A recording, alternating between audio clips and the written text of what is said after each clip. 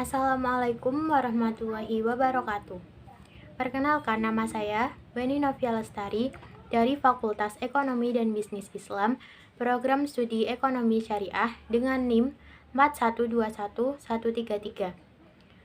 Alamat saya di Jalan Kyai Ahmad Nur, Jenggot, Pekalongan. Di sini saya akan membacakan hasil resum kegiatan Sospem tahun ajaran 2021-2022 dengan tema mewujudkan budaya merdeka belajar bagi mahasiswa sebagai duta moderasi beragama menyongsong Indonesia Emas. Bagian 1. Resum materi tentang strategi belajar di perguruan tinggi yang disampaikan oleh Bapak Agus Arwani, MAG. Ada banyak alasan yang mendasari mengapa kita kuliah, seperti salah satunya untuk membanggakan orang tua, tetapi pada umumnya, alasan mengapa kita kuliah adalah berinvestasi untuk masa depan, karena dengan berkuliah kita akan mendapatkan pengetahuan, keterampilan, teknik, sikap, dan pengalaman. Tentu saja, kuliah berbeda dengan sekolah. Perbedaannya adalah di kuliah tanggung jawab lebih besar, sedangkan di sekolah tanggung jawab lebih ringan. Jumlah ujian lebih sedikit, sedangkan di sekolah jumlah ujian lebih banyak. Nilai lebih tegas. Di sekolah nilai masih bisa ditolerir. Di kuliah kecepatan mengajar lebih tinggi, sedangkan di sekolah kecepatan mengajar menyesuaikan siswa. Di kuliah tugas tidak selalu diperiksa, sedangkan di sekolah tugas lebih sering diperiksa. Tentunya kita memerlukan strategi untuk mengatasi hal tersebut. Metode belajar. Metode belajar visual. Berfokus melalui penglihatan. Gunakan gambar, peta, dan grafik. Pahami materi lewat bacaan atau gambar. Visualkan materi dalam benak. Metode belajar auditori. Berfokus melalui pendengaran. Mendengarkan penjelasan dosen. Sharing dengan teman. Gunakan nada-nada lagu untuk mengingat. Selanjutnya ada metode kinestik. Metode kinestik berfokus pada gerak anggota tubuh, yaitu dengan cara melibatkan sebanyak mungkin anggota tubuh. Perbanyak latihan soal dan tulis poin-poin penting. Selanjutnya ada metode kelompok. Pertama, pilih teman belajar yang cocok. Kemudian bandingkan catatan. Rutin belajar bersama. Tanya cara pengerjaan, tidak hanya menyontek. Selanjutnya ada metode belajar mandiri, yaitu dengan cara 1. Perbanyak literatur dan latihan soal. Kedua, pilih tempat belajar yang tenang dan nyaman. Ketiga, setelah memahami materi, diskusikan dengan orang lain. Selain mempersiapkan metode belajar, kita juga perlu mempersiapkan kiat membaca efektif, yaitu dengan cara survei atau datang ke lokasi. Kemudian question atau pertanyaan, yang kemudian read atau membaca. Selanjutnya recite atau membaca kembali, yang kemudian review atau mengulang kembali. Selanjutnya ada tips menyimak dan mencatat, yaitu dengan cara 1. Aktif saat di kelas. Yang kedua, menjaga kontak mata. Ketiga, fokus. Keempat, selektif dalam mencatat. Yang kelima, singkirkan kebiasaan buruk. Dan yang terakhir, ingat yang perlu diingat. Selain tips menyimak dan mencatat, ada juga teknik mengingat dan teknik menulis. Teknik mengingat terdiri dari yang pertama, grouping. Yang kedua, gunakan irama. Yang ketiga, visualisasi. Yang keempat, singkatan. Dan yang kelima, kata kunci. Teknik menulis. Pertama, pahami materi. Kedua, menulis draft awal. Ketiga, merevisi draft. Selanjutnya ada teknik presentasi. Yang pertama, menguasai materi. Yang kedua, public speaking. Dan yang ketiga, penyajian materi. Lalu bagaimana sih strategi menghadapi ujian? Yang pertama, persiapan sebelum ujian. Sedia cukup waktu belajar kelompok, tahu spesifik ujian, dan siapkan hal-hal yang mendukung kelancaran ujian, seperti materi-materi ujian. Saat ujian berlangsung, persiapkan hal-hal yang mendukung dan dibutuhkan saat ujian. Setelah ujian selesai, review kembali soal-soal ujian. Bagian 2. Resum materi tentang etika mahasiswa dalam hal berkomunikasi dan berbusana yang disampaikan oleh Ibu Dr. Hajah Susminingsih, MAG. Apa itu etika? Etika merupakan adat kebiasaan, cara hidup seseorang dalam melakukan perbuatan yang baik dan menghindari tindakan yang buruk. Nah, dari mana sih sumber etika? Etika seorang muslim tentu saja bersumber dari ajaran agama Islam dan Al-Quran yang sering disebut akhlak atau moral. Etika berkomunikasi. Yang pertama, menggunakan bahasa yang mudah dimengerti lawan bicara.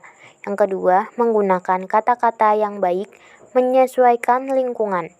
Yang ketiga, memperhatikan ketika lawan bicara mengajak kita berbicara. Yang keempat, memberikan ekspresi wajah yang ramah. Lalu bagaimana etika berbusana yang baik? Yang pertama, tentu saja menutup aurat. Yang kedua, berpakaian sesuai syariat agama Islam. Dan yang ketiga, berpakaian yang sewajarnya. Etika pergaulan di dalam kampus. Pertama, pilih pergaulan yang baik dan jauhi pergaulan bebas. Kedua, saling menghormati antar sesama mahasiswa, dosen, staf, dan lain sebagainya. Yang ketiga, tidak melakukan tindakan asusila maupun bullying. Dan yang keempat, saling bertegur sapa jika bertemu.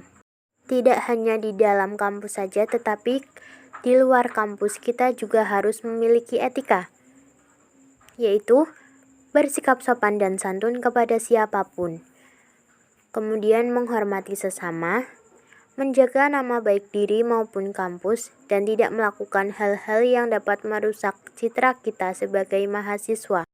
Bagian 3. Resum materi tentang kiat menulis karya ilmiah yang disampaikan oleh Bapak Kuat Ismanto, MAG. Menulis adalah kegiatan menyajikan informasi dan kebenaran. Berikut cara menentukan kebenaran. Yang pertama dengan cara animisme dan dinamisme. Yang kedua berpikir secara logis. Yang ketiga agama dan kitab suci. Yang keempat uji coba. Yang kelima tokoh berotoritas. Dan yang terakhir penelitian. Saat ini yang lazim dilakukan adalah penelitian. Penelitian adalah sebuah cara untuk memperoleh kebenaran dengan cara sungguh-sungguh dengan menjunjung prinsip-prinsip ilmiah. Wujud dari prinsip ilmiah adalah jujur, faktual, objektif, dan sistematis. Bentuk-bentuk karya ilmiah. Yang pertama ada makalah. Biasanya digunakan sebagai tugas kuliah. Yang kedua artikel, yaitu tugas kuliah yang dipublikasikan.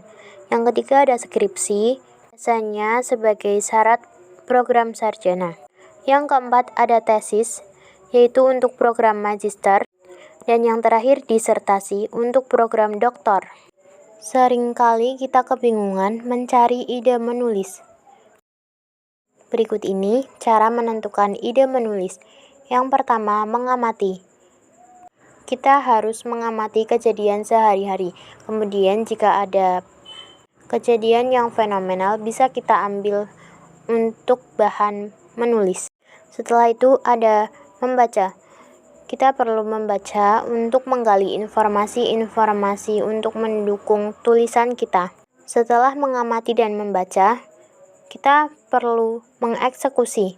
Diskusikan permasalahan kepada teman, kemudian lanjutkan dengan eksekusi. Selain menentukan ide untuk menulis, kita juga perlu memperhatikan keterampilan menulis, yaitu dengan cara rajin berlatih, kemudian menggunakan referensi. Yang ketiga, menyajikan dengan baik, logis, dan sistematis. Dan yang terakhir, menjaga keoriginalan tulisan dan menghindari plagiarisme. Berikut merupakan teknik menulis untuk menghindari plagiarisme, yaitu dengan menggunakan quote, parafrase, dan summaries. Dalam menulis, Kita memerlukan paragraf yang baik. Paragraf yang baik mempunyai ciri-ciri unified, correspond, dan relevan. Berikut cara menulis paragraf yang baik. Yang pertama, tentukan topik. Kedua, ide pendukung. Yang ketiga, menambah detail. Dan yang keempat, kalimat penutup yang berupa simpulan. Ada satu hal yang perlu diperhatikan dalam menulis, yaitu waktu penggunaan tabel, gambar, dan tulisan. Tabel digunakan untuk menunjukkan data spesifik. Gambar digunakan untuk menunjukkan suatu tren, dan tulisan menunjukkan kata yang tidak bisa dijelaskan melalui tabel dan gambar. Bagian 4. Resum materi tentang Fakultas Ekonomi dan Bisnis Islam. Cikal bakal FEBI. Cikal bakal FEBI IAIN Pekalongan berawal dari satu program studi yang ada di jurusan syariah, yaitu Prodi D3 Perbankan Syariah atau PBS. Seiring dengan dinamika yang berkembang, STAIN Pekalongan yang kemudian bertransformasi menjadi IAIN Pekalongan, berimbas pada perubahan menginduk di jurusan syariah dan ekonomi Islam, kemudian berdiri sendiri menjadi fakultas baru, yaitu Fakultas Ekonomi dan Bisnis Islam. Visi dan misi Fakultas Ekonomi dan Bisnis Islam.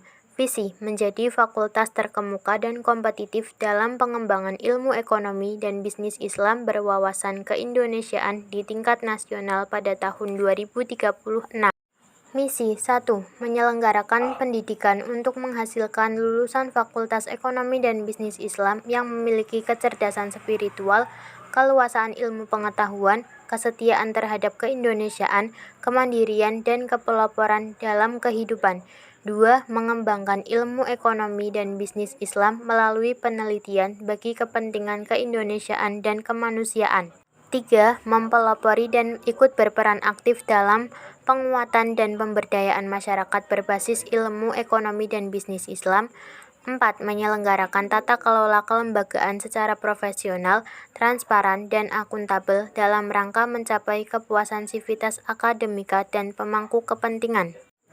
Bagian 5. Resum materi tentang Prodi Ekonomi Syariah. Visi dan misi ekonomi syariah. Visi, menjadi jurusan yang terkemuka dan kompetitif dalam pengembangan ilmu ekonomi syariah berwawasan keindonesiaan di tingkat nasional pada tahun 2036.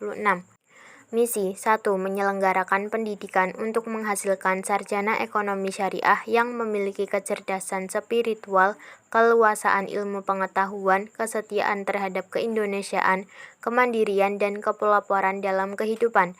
2. Mengembangkan ilmu ekonomi syariah melalui penelitian bagi kepentingan keindonesiaan dan kemanusiaan. 3. Mempelopori dan ikut berperan aktif dalam penguatan dan pemberdayaan masyarakat berbasis ilmu ekonomi syariah. 4.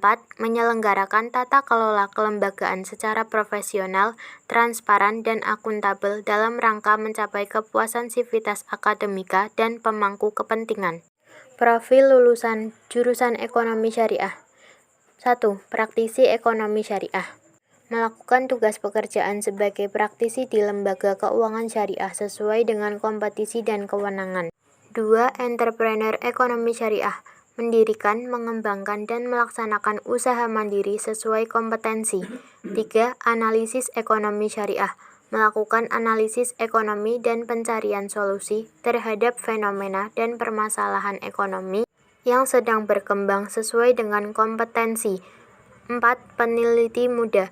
Membantu peneliti utama dalam melakukan berbagai penelitian ilmiah sesuai dengan kompetensi. Nah, itu dia hasil resum kegiatan sospam saya. Kurang lebihnya saya mohon maaf. Terima kasih. Wassalamualaikum warahmatullahi wabarakatuh.